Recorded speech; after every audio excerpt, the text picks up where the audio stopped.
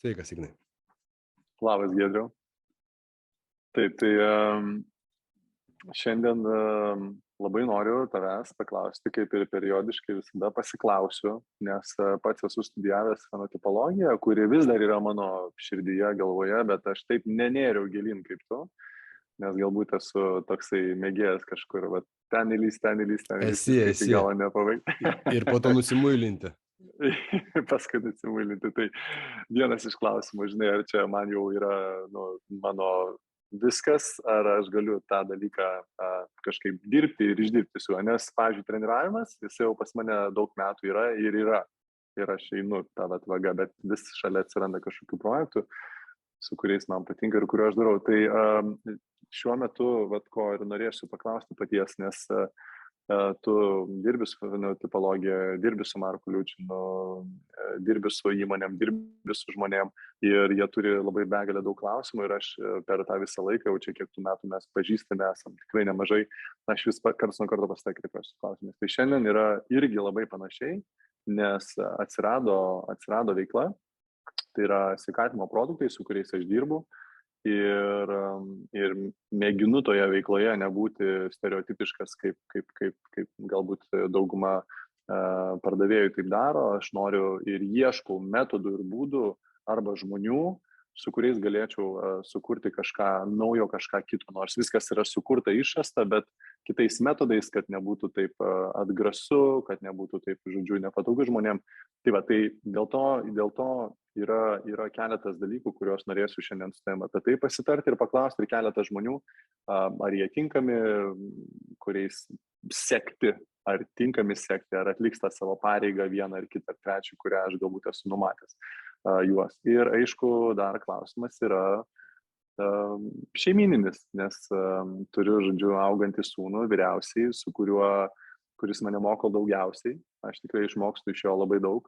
Bet tuo pačiu noriu pasiklausti, nes tikrai nemažai darau ir važiuoju į vyrų stovyklą su juo kartu ir praleidžiu laiku ir kalbuosi, kaip ir ką aš galėčiau daryti kitaip, kad turėti tą geresnį, gražesnį santykį su savo vyriausiu sūnum.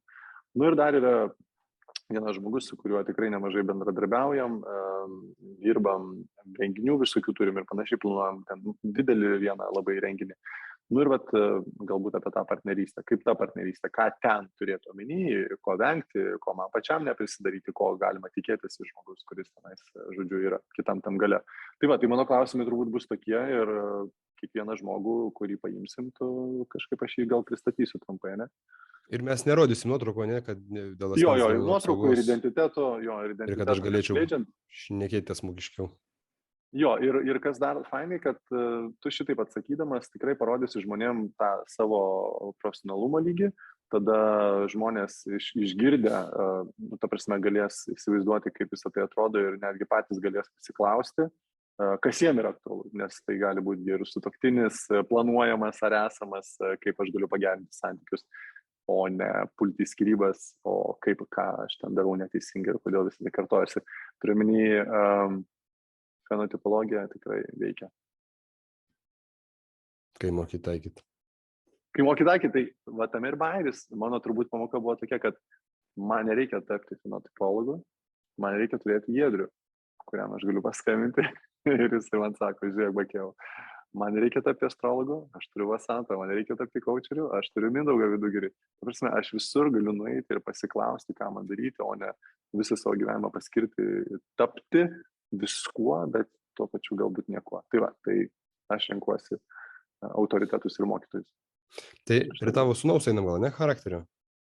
Ne, tai pirmoji gal apie mane, tai kaip ten su manimi. Apie tave? Pabaigai gal tą paliekam. Ne, žinai, kaip padarom, aš apie tave vis tiek pasakodamas apie kitus žmonės, nes suderinamumas bendras, tai tada apie tave, nes, kad tu sektos vadas, o daugiau ten nėra geras toksai dar. Jeigu ten nėra ką pasakot. Sektos tai reiškia mokantis kurt pasiekėjus, ne apie kultą eina kalba. Tavo sūnus. Žinai, aš taip suvesiu, kad čia toksai geroje šeimoje augantis, viduje geras, gero auklėjimo chamukas. Tai reiškia, kad labai stipriai išreikšti tie duomenys, kurie sako, kad žmogus yra kandus chuliganiško elgesio yra išreikšta, tik tai sakau, kadangi aplinka yra gera, dėl to tai stipriai niveliuoja. Bet čia toks yra geras hamukas, kuris gali ir aštresnį žodį pasakyti ir kažkaip tai pasielgti, tik tai kadangi tėtis stiprus, riboja, dėl to jisai laikosi. Kas dar išreikšta, tai stiprios intelektinės savybės, labai logika labai stipri, bet chaliavšikas, tai reiškia, jisai skaičiuos, kalkuliuos, kaip nachaliavo kažką tai gauti ir nusimuilinti, nebūtinai daryti.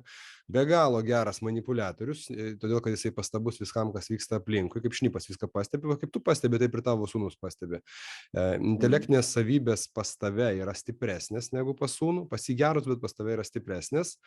Grįžtant prie manipuliatoriaus savybių.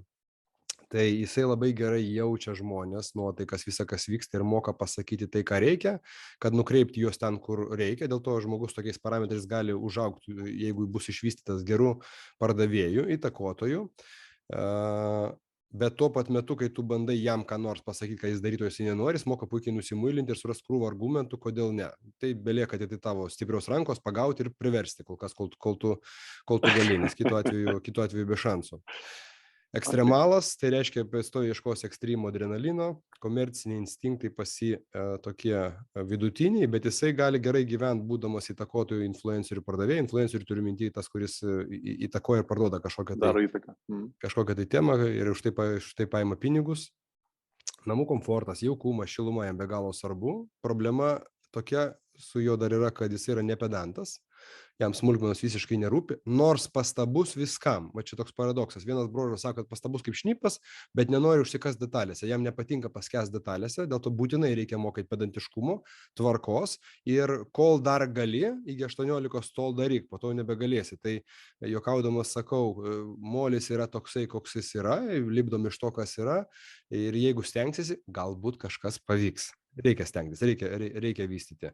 Viduje jisai labai geras, gerietis, kuriam svarbu namų komfortas, jaukumas, šiluma, lėtimai, glostymai. Tik tai, nuotraukoje jau, kur vyresnis truputėlį matosi, kad įpratęs ginčytis, ožiuotis, atstovinėti savo poziciją. Ir dar kartelį pakartosiu, kad čia geroje šeimoje augantis toksai su gerom smegenim hamukas, kuris moka labai gerai manipuliuoti. Dėl to iš jo reikia daryti aristokratą. Kiek mes buvom susitikę, jisai futbolą sportuoja, taip? Taip pat futbolas kaip terpė ir panašios tokios veiklos, tenai nemoko būti aristokratais, ten moko būti grubiais, pasistumdyti, pasakyti kažkokią aštresnį žodį ir panašiai. Aš nesakau, kad nereikia sportuoti futbolo, bet jam reikia veiklos. Aktorinis jam tiks ir patiks dėl to, kad pas jį yra padidintas dėmesys savam aš. Scenos ir dėmesio jis taip pat nori, matomas būti nori ir puikiai moka manipuliuoti. Tai aktorinis jam tiks ir padės jam ateityje užsimant pardavimais.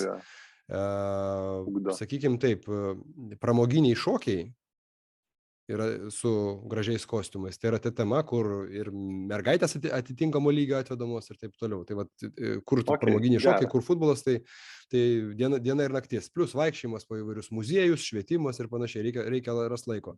Nes dar kartelį, jisai yra geras, fainas, mielas, nuosavas, bet toks labiau chuliganas negu aristokratas iš savęs. Ir dėl to jį reikia pašlifuoti, dėl to, kad už tai sociumas po to mokės daugiau dividendų už buvimą išlavintų, už buvimą aristokratiškų tam tikrame sociume. Nes jeigu jis ateis į tam tikrą sociumą, kuris yra aukštesnio lygio ir pamatys, kad jisai truputėlį neišvystytas, nedavystytas, sakykime, tai laikys kaimiečių.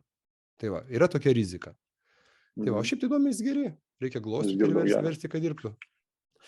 Dažnai ko reikia, jisai dar yra tokia problema, bet čia kol kas problema, jeigu jisai toliau intensyviai sportuos ir ypač jeigu dar kokius kovos menus eitų, tai tada tikrai atsikoreguoja, šiuo metu jisai viduje yra minkštas. Tai reiškia, kad jeigu tėtis pasako, ką nors sunkaus daryti, tai gali būti pirmo reakcija, nenori ir panašiai, dėl to, kad viduje yra minkštumas. Dėl to šitą savybę reikia vystyti, jį griežtinti, daryti labiau kietesniu, o tai padeda veiklos, kur reikia save versti, net jeigu ir nepatinka. Tai va, ten kovos menai, visokie džiudžitsu ir panašiai labai labai gerai padeda. Nu, arba futbolas, taip pat, jeigu duoda padidintą krūvį, kai jisai jau verkia, nebegalio, jį dar verčia, vystosi ir keičiasi mimika tam tikri parametrai. Tai va, tai maždaug taip. Geras. Įsivaizduoju, kiek daug papasakai ten kažkur tas detalės komfortui ir panašiai, ir ten tai čia antras sūnus, kuriam ten detalė, kur pagalvėlė, kokie guli, kur ką, bet aš jo šiandien nedėjau.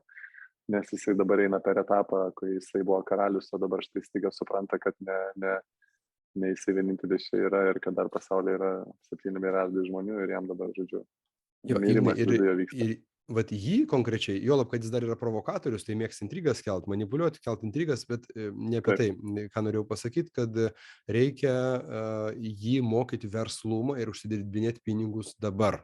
Dėl to, kad jisai turi potencialą gerai uždirbinėti, būti gerų vadybininkų. Vadybininkų tai reiškia ir gali būti direktorium, ten įmonės prezidentu ir taip toliau, bet tas, kuris toksai kuris yra talentingas žulikas. Žulikas tai ne aferistas, o tas, kuris moka susitart, pralyst ir padaryti taip, kaip jam reikia. Tai pas jį žuliko savybių yra labai daug. Kol kas jisai dar yra geras. Dėl to, kad geroje šeimoje, geroje aplinkoje. Nueiti jam blogais keliais, patekus į blogą aplinką, šansų daug. Aš nemanau, kad tai vyks, bet šansų daug. Dėl to reikia būtinai prižiūrėti draugus, spausti ir mokyti verslumo, mokyti, kaip uždirbami pinigai, mokyti pardavimų, nes pas jį prigimtinai tos savybės yra. Ir jeigu jis būdamas jaunas jau išmoks uždirbinėti pinigus, tai bus kitaip. Pavyzdžiui, mano vyresnėlis su gerais komercijais instinktais ir tingi belet ką daryti, tai aš jam moku ir jisai pradeda jau daryti. Pavyzdžiui, mėgsta groti gitaromis, bet po to neberanda motivacijos. Bet kai sakau, kad sugrosi kūrinį ir gausi tiek pinigų, 3 iškart sugrojo, 4 jaučiu, kad halevina, jaučiu, kad kažkur nedatempia, kažkas ne taip su ta muzika, tai sakau, ne, už tai nemokėsiu, nes sakau, turbūt mažai stengiasi, nu jau sako, tik 3 dienas pasimokiau. Tai va, tai reikia surasti savus būdus, kaip motyvuoti, kad žmogus vystytųsi ir mokėtų paimti pinigą ir pasirūpinti savim. Kodėl taip sakau? Dėl to, kad tavim tada senatvėje pasirūpins, nes turės iš ko. Ok, jėga. Štai išgirdau dar vienas klausimas dėl sūnaus. Mes keitėm 3 mokyklas. Tai 1 mokyklai patyčios iš jo, 2 patyčios iš jo, 3 vis dar yra, bet yra geresni nuostabus mokytojai, kurie padeda dirbti ir panašiai. Paskui paaiškėjo, kad jisai tikrai nemažai reikalauja dėmesio, viso dėmesio, ne nemažai, o viso dėmesio reikalauja. Taip galbūt sutrukdo ir mokytojam, taip trukdo ir klasiokam, ir klasiokai neapsikentę pradeda, žodžiu, jau jo nebepakęsti ir panašiai. Ir vyksta nuolatinis toksai dalykas, kur ten kas, kur, ką, kaip, aš jau nebetgaminu, nes manęs ten nėra. Tai va tiek, kiek su mokytojo kalbu ir panašiai, bet tikrai pirmos mokyklos. Jisai kūrė intrigas. Tai ką daryti? Žiūrėk, aš dabar apjunkim. Pas jį yra išreikštos provokatoriaus savybės, tai reiškia, jisai kurs konfliktą, kurs intrigas. Plius viduje jisai šiai dienai dar minkštas, dar šiek tiek infantilus, tai reiškia, jisai bus labiau aukos būsenoje. Tai reiškia, provokuos, kad atsidurtų viešai situacijoje, kur sakys, oi, koks vargšas, jį skriaudžia, nors ne faktas, kad jis ne pirmas pradėjo tą dalyką daryti. Dėl to dar kartelį, jį reikia sustiprinti, iš jo reikia iš kiškučio, jis ne kiškutis, jis toks gudrus minkštas lapiukas, iš tikrųjų, ne kiškutis šiandien. Reikia daryti kietą lapiną, dėl to jį reikia treniruoti, kad jisai būtų viduje kietas ir nežliumtų dėl bet kokių menkniekių. Ir dėl provokacijos reikia pažiūrėti ir kitus klasiokus, nes ten gali būti keli tokie susirenka, tik tai vienas labiau sadistiškesnio charakterio, jisai minkštesnio ir prasideda provokacijos ir dėl to reikia žiūrėti, ar tinkamo mokytoja ir ar tinkami kiti klasiokai. Reikia žiūrėti, nes su vienais bus lengviau, su kitais prašiau, bet šiaip, jeigu negalim įtakoti kitų, tai su juo reikia jį stiprinti, kad jisai viduje jaustųsi kietas, tvirtas, tada tave kvies į mokyklą dėl to, kad jisai skriaudžia kitus. Bet tai truputėlį bus geriau, negu jis skriaudžia. Jisai dabar kaip tik pas mane paprašė, kad aš jį treniruočiau boksą. Jis sako, ateina, aš noriu boksą treniruotis, noriu eiti ten daužytis ir panašiai. Tai aš suprantu, ką reiškia boksas ir ką reiškia smūgiai į galvą ir į pilvą ir visur kitur. Tai aš sakau, žiūrėk, aš tą treniruosiu. Yra sporto salė čia pas mane kriaušė, yra pirštinės, štai tokia technika, štai tokie judesiai, koreguoju, jisai, žodžiu, tą daro. Žiūrėk, dabar toks niuansas dėl bokso. Aš nerekomenduoju bokso, jeigu taip daužyti jam galvą, dėl to, kad jis jaunas ir smegenys atmuš. Taip. Plius vietoj bokso rekomenduočiau Muay Thai, dėl to, kad dar ir kojos dirba. Bet šiaip tai aš rekomenduočiau pradžiai kelis metus nuvesti į kokį nors, sakykime, karate, kur jam truputėlį vertybės sušlifuos, nes boksas ten vertybių nėra stiprių, Muay Thai ten vertybių labai stiprių nėra, ten daugiau, daug šansų jam su tokiu jo charakteriu nuėjus į Muay Thai ir į boksą tapti labiau banditiško charakterio, negu sakykime, viduje su geras vertybės turinčių. Dėl to nuvedus į kažkokį tai karatė stilių, aš po to gal atsakysiu, reikia man pagalvoti. Nebūtinai karatė, galbūt ten kokį nors aikido, dar kur nors, kur esmė, kad jisai neišmoktų kovoti, bet kad jisai viduje ašį savo sutvirtintų, kad jis pradėtų jausti, kad jisai tampa viduje kietas. Ir tada jau galima, kai truputėlį paauga, vesti boksą, ten muaytą ir taip toliau, kad išmoktų normaliai kaltis. Tai va šitame amžiuje aš dar nežinau, ar tikrai taip. Reikia pažiūrėti, koks tai treneris, ką moko, nes jisai gali tapti žiaurokas. Dėl bokso turiu omeny čia, aš jo treneris, aš jį treniruoju, aš jį šlifuoju tiesiog judesius ir nėra jokio kontakto, nėra mušimuose ir ne apie tai, kad davai daužyk, o labiau apie techniką. Tai, vat, žinok, jam visai būtų neblogai turėti kontaktą su kitais, kad jisai truputėlį gautų į kalvus, kad suprastų, kad skauda, taip toliau. Tai tas nėra blogai. Tik tai dar kartą sakau, jeigu jau, žinai, kur tikrai jo nesužalos jo psichikos, džiudžitsu. Vat džiudžitsu tikrai nesužalos dėl to, kad ten yra sportas, šachmatai iš principo dėlioji, kaip daryti kombinacijas, kad laimėt. Ir ten nėra to tokio, pavadinkim, negatyvumo, bent kiek aš susidūrė su tais sportais. Su muaytai būna įvairiai, nes jeigu matai gatvėje tokius naglesnės mimikos ir truputėlį sulenktom nugarom, supranti, kad greičiausiai muaytai ir supranti, kad gal iki kitą gatvės pusę. Dėl to reikia labai žiūrėti, kas per klubas ir taip toliau. Okay. Tai čia yra tokie niuansai su juo. Gerai, ačiū. Gerai, einam prie kito, žmogaus. Čia tas tavo partneris, taip? Pirmasis, taip, tai čia žmogus. Jo, tai čia žmogus, su kuriuo praleidžiu nemažai laiko. Ir iš tikrųjų followinu jo lydą, jisai veda, nes jisai daug metų turėjęs patirties su vadovavęs, žodžiu, top pozicijose ir dirbdamas su top klientais ir dabar tikrai išėjęs į pardavimus. Ir ką jisai daro, tai va tas jo pardavimas, tai yra bendravimas su žmonėmis. Ir galbūt jų tas administravimas, prižiūrėjimas, kad jie viską padarytų ir panašiai. Kadangi nėra finansinio jokio saito, aš jam nemoku atlyginimą, jis man nemoku atlyginimą ir panašiai, tai ten yra tokio norų grįsta. Aš noriu, jisai mato, kad nori, jisai padeda ir daro. Mato, kad nenori, tai jisai gali vieną kartą, antrą kartą pakalbinti, iš tiek, kiek mato ten, kad tave reikia pakalbinti. Bet jeigu tu nenori, tai ten, kadangi nėra finansinio saito, tai gali jisai tada ir palikti ir keliauti toliau, kad tu nestabdytum procesą. Tai ką man reikia žinoti apie jį, dirbant su juo. Jo, tai čia žmogus su genialiom smegenim, labai, labai stiprios intelektinės savybės. Nežinau, kiek stipriai treniruotos, jos treniruotos, bet nežinau, kiek stipriai, nes yra požymiai talentingo tinginio sindromo ir chaliavščiko, tai reiškia, jisai įpratęs taupyti energiją ir nedėti tos energijos per daug, kur nereikia, bet vienareikšmiškai, kai jau tokios intelektinės savybės, tai negali būti jos niekiek netreniruotos. Čia labai stipriai treniruotos intelektinės savybės. Jis pas mane sportuoja, tai aš matau, kad jisai bando nusimulinti. Jis chaliavščikas, visiškas chaliavščikas, plus toks gerėtis. Chaliavščikas neblogai. Vat jeigu bendrai paėmus, čia yra VIP lygio pardavėjas, kuris dirbs su VIP klientais, tai VIP klientai tie, kurie bus aukštame labai lygmenyje, nes jam neįdomu bendrauti su bukai žmonėm, jam įdomu bendrauti su labai stipriai intelektualiai žmonėm, komerciniai instinktai pasigerys, jausmingas, temperamentingas, masto nestandartiškai, ant ribos su kriminalu. Čia toks, žinai, užsimaskavęs finansinis genijus pardavėjas, kuris masto globaliai, supranta įvairias schemas, kaip klientams padėti optimizuoti ir tarsi nekaltas. Dėl to, kad toks tarsi geras. Bet čia yra, Markas Lučinas vadina tai komercinio žuliko tipažu, kai žmogus geba dėl pinigų pralyst, susitart, užlyst ir padaryti visą taip, kaip reikia. Plus viduje jisai yra gerėtis. Jisai labiau geras yra, negu, sakykime, kažkoks žiaurus, blogas ir panašiai, bet ne infantilus, tas jo toksai, aš fainas, tai čia yra apgaulė, kuri transliuojama į išorę, kad parodytų, kad aš nepavojingas. Šiaip tai jisai yra, jeigu, sakykime, daryti su jo verslą, tai jis yra pavojingas. Jis gali sugalvoti tokių schemų, kad tu net nesuprasi, kad čia jisai sugalvojo ir panašiai. Čia labai gudrus žmogus. Bet šiaip tai geras, su tokiais reikia draugauti ir Lučinas labai rekomenduoja, sako, pamatei tokį, iškart draugauk. Dėl to, kaip pardavimų mokytojas tau kažkokių tai niuansų, juolab, kad jisai dirbęs toje temoje, tai čia žmogus, iš kurio verta mokytis, ir su tokiais reikia draugauti. Tai čia gaunasi taip, kad tu pasakei tame, kame jisai praleido 25 metus augdamasis ir mokydamasis ir paskutinius ten kiek metų jisai grinai dirbo, va tai, ką tu ir pasakei, top lygio. Ir dabar jisai, žodžiu, stabdo visą tą veiklą, išeina tiesiog į pardavimus, bet tenais toks yra siekis be ribos. Vat šitoj veikloje, apie kurią mes kalbam, ten nėra ribos.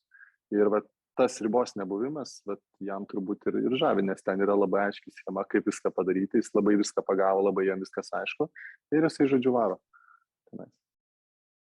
Tai va, tai jo, bet tu teisingai pasakei, kad jeigu jisai nejaus iš tavęs, kad tu jam neši pinigą, tai jisai nekreips po kurio laiko dėmesio, nes jis pragmatiškas ir chaliavšikas. Jaučia, kad čia bus, jungiamės prie šito šaltinio, jaučia, kad čia nebus, tai nesijungiam prie to šaltinio, nes instinktyviai tai jaučia.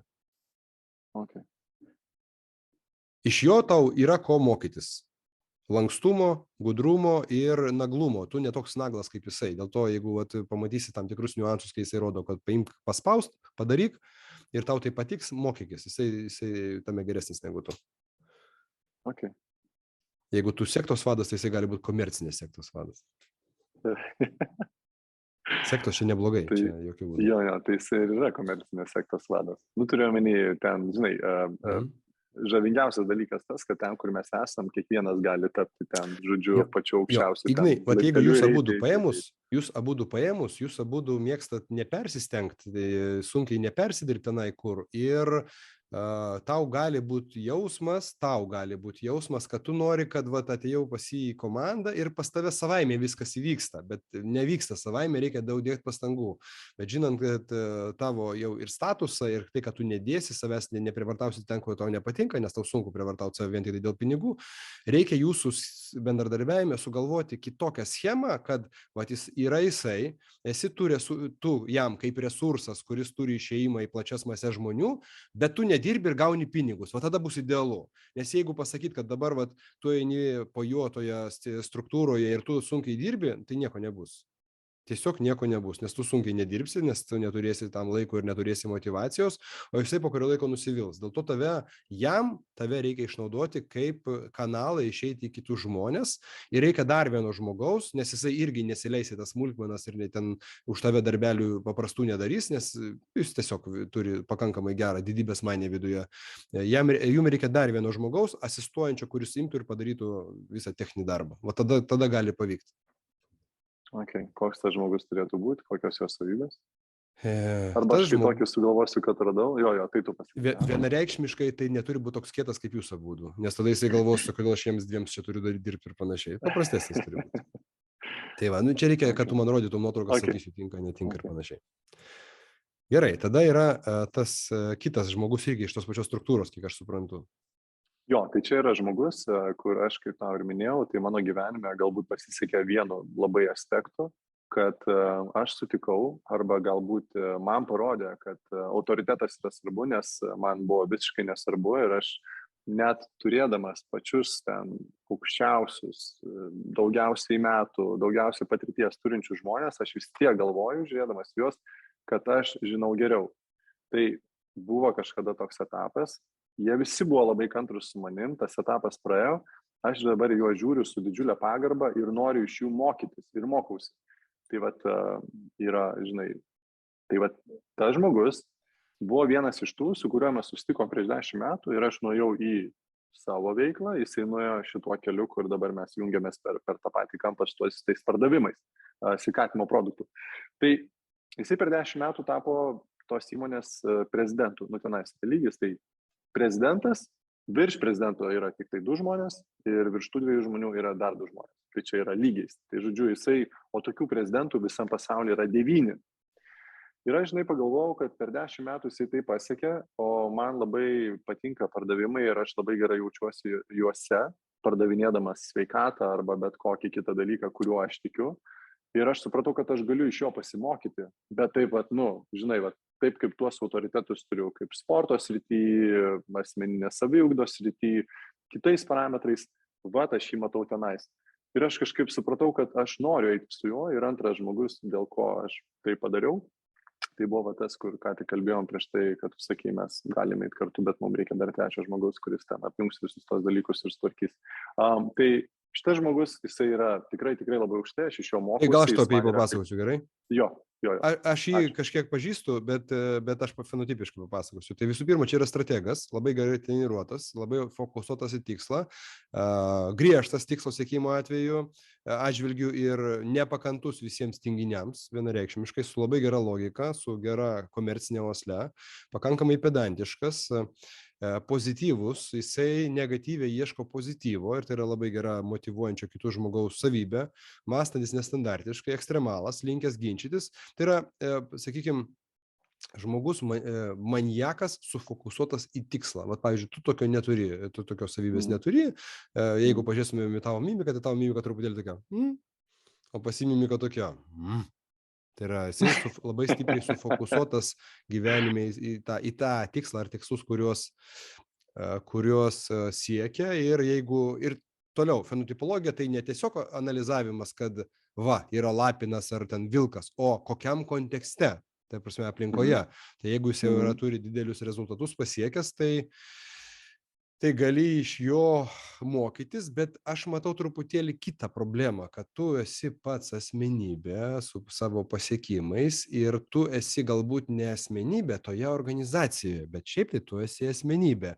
Ir tave įdėti tą organizaciją kaip vieną iš kareivukų, aš manau, kad yra labai neteisingas požiūris, nes tai blokuos tavo vidinę energiją, tu jausies kažkiek tai gal nepasitinkytis, norėsi automatiškai kompensuoti ten, kur tu geras, bet tu dar kartelį sakau, tave reikia jiems, jeigu aš būčiau jie, arba jiems patarinėčiau, sakyčiau, imkite Igną Bakiejų ir eksploatuokite. Čia žmogus, kuris nedirbs sunkiai, nedarys tas, kas nepatinka, bet moka labai gražiai šnekėti ir užburt žmonių mases. Tai panaudokite, bet pristatykite jam tinkamą asistentą ar asistentę, kuris po to techninį darbą padaro, užregistruoja panašiai ir kad Ignui daugiau tai nereikėtų gilintis, nebent truputėlį palaikyti kažkokį tai ryšį su tai žmonėm, nors jisai tikėtina, kad to žmonės mato ir kitam kontekste. Tai būtų teisingiausia. Ir aš taip matau šitą situaciją, negu tau derintis prie jų. Tu esi pats kietas, per kietas.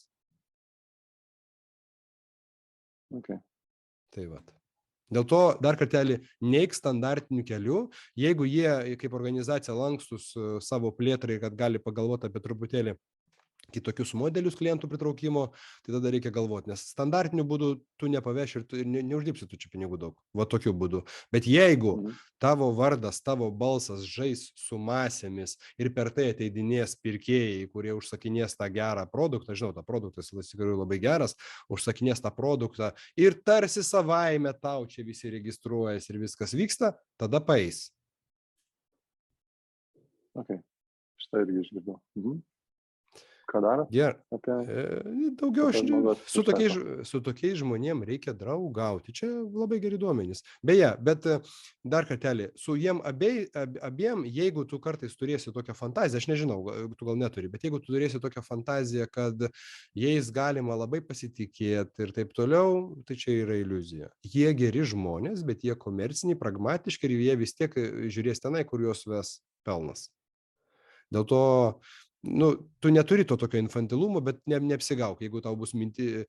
Ir geriausiai niekada negirtų žmonių kitiems, nes po to gali būti sutaps taip aplinkybės, kad tu išgirsi, kad kažkaip išdavė tave, dar kažkas įvyko ir panašiai. Nesuidealizuok. Okay. Nežinau kodėl, bet man tai norės tau pasakyti. Gerai, ačiū labai. Šitą irgi turėsi, nes tai yra svarbus dalykai, nes aš esu jau kelis kartus ten buvęs. Ir turbūt vienas iš tų norų ir poreikių ten nebeatsidurti, neidealizuojant ir nestatant, taip kaip tu ką tik pasakai. Toliau mergina, kuri moteris, kuri... O ne tas, kur su akiniais? Tai gali būti, gerai, gali jisai būti. Ar čia yra tas žmogus, kuris, kaip tu sakei, ieškoti to tarpininko?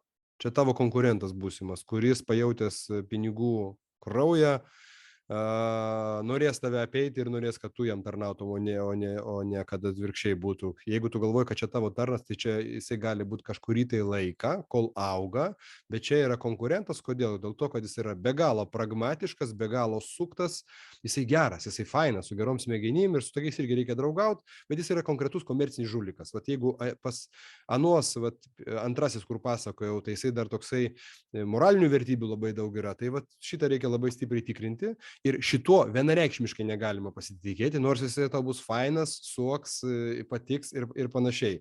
Tai jisai kaip kažkurį tai laiką, sakykime, jeigu jūs dviese ateinat pas klientus ir jisai ima ir aptarnauja ir toje sistemoje nėra galimybės tavęs apgauti ir išmesti, tada kaip ir viskas ok.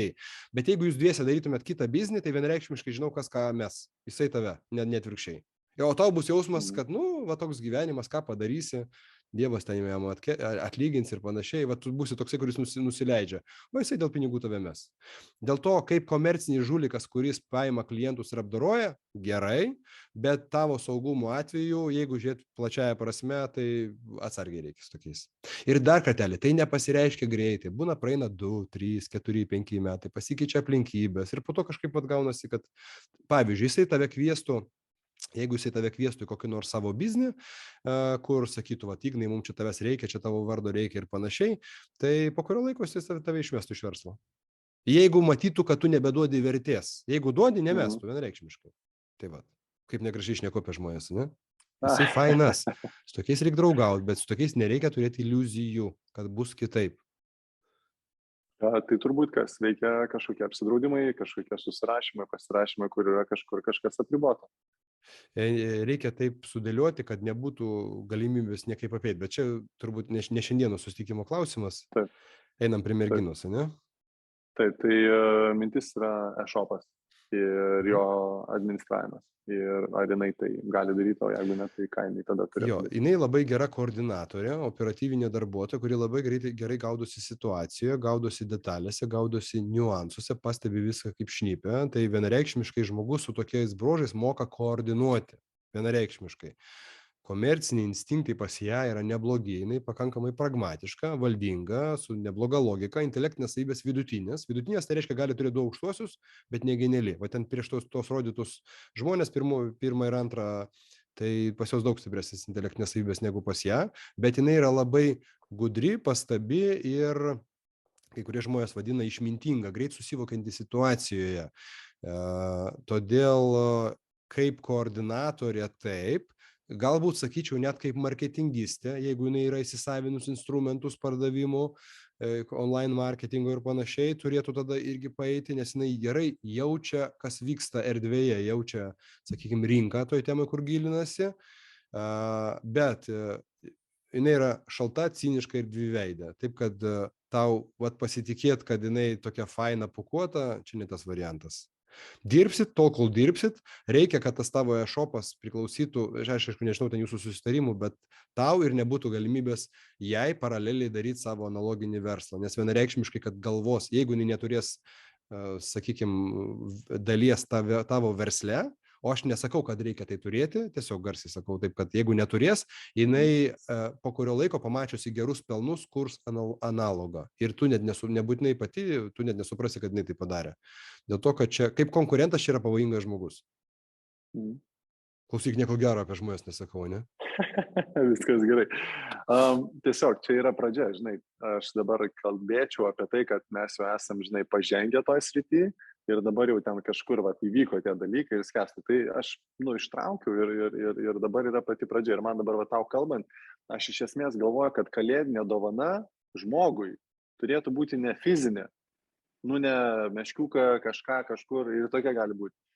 Kalėdinė dovana galėtų būti užsakyti ir kiekvieną nuotrauką sudėjus, tu papasakoji ir tada tu tam asmeniui nusiunti kiekvienam, štai kas mes esam kartu, žinai. Kaip dovana, žinai, apie tai, kas tu esi, nes ne kiekvienas nueis ir čia nereali idėja. Aš dabar tiesiog sėdžiu ir galvoju, tu tai vardini, žinai, tie žmonės man yra svarbus šitam gyvenimo etape ir šiaip gyvenime, nes jau su kuriais jau daug metų bendraujam ir draugystė yra. Ir galvoju, wow, Žinai, Jo, ir tu ir man taip vardini. svarbiausia, požiūris turi būti toksai, visi žmonės vienas kito atžvilgiu yra probleminiai, vieni daugiau, kiti mažiau. Ir tada reikia galvoti, kaip padaryti taip, kad tos problemos neiškiltų ir galima draugauti. Nes jeigu matai, kad žmogus probleminis tavo atžvilgiu, tai nereiškia, kad tu neturi draugauti. Jūs gali būti labai geri draugai, bet yra ant temos, kur reikia save saugoti, jeigu tu esi silpnesnis toje temoje, kad tavęs nesuvalgytų. Ir viskas. Okay.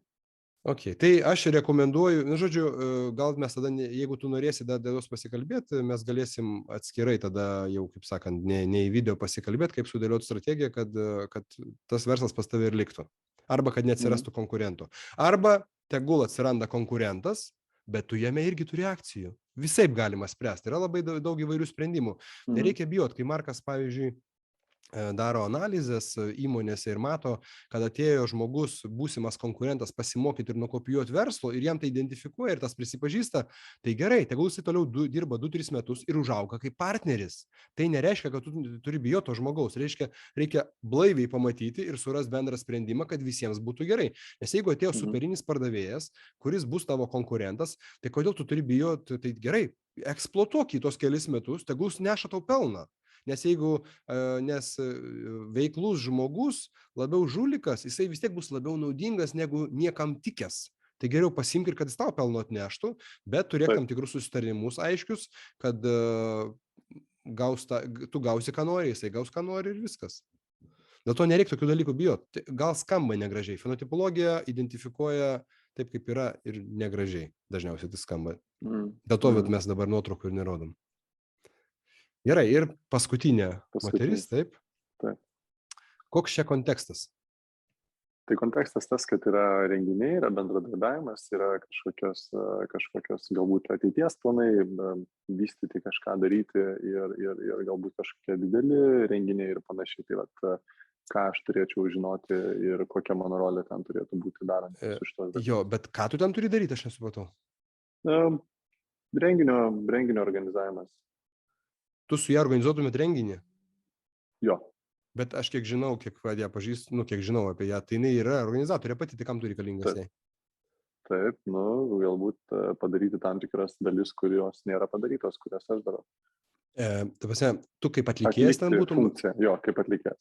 Ai, tu kaip atlikėjas. Kaip atlikėjas, bet čia bendra idėja, kuri yra plėtojama. Kažkoksai brandinis renginys, kur jūs su dviejų, taip? Tarkim, jo. Okay, tai jinai pakankamai sensityvi viskam, kas vyksta aplinkui, labai greit susigaudant erdvėje ir kiek aš žinau, kad jinai organizuoja, tai turėtų būti nebloga organizatorė. Dabar pasėti toksai viduje yra konfliktas. Iš vienos pusės jinai viešas žmogus, apsidėjęs visokiom, kaip sakant, kaukėmis, kad būtų nepažeidžiamas, bet iš kitos pusės jinai viduje yra labai jautri, trapi ir daug išgyvenusi ir daug skausmo patyrusi moteris, vienareikšmiškai, kuri pozuodama sociumui gali rodyti, kad viskas pas ją ok, bet viduje ne ok.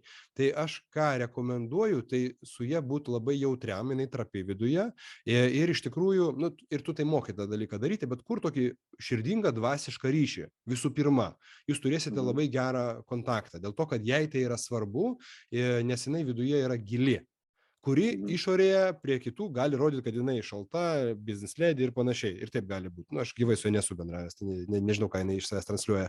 Bet viduje jinai yra labai jautri ir kaip organizatorė turi būti gera, o toliau reikia pasiskirstyti savo funkcijom ir žiūrėti.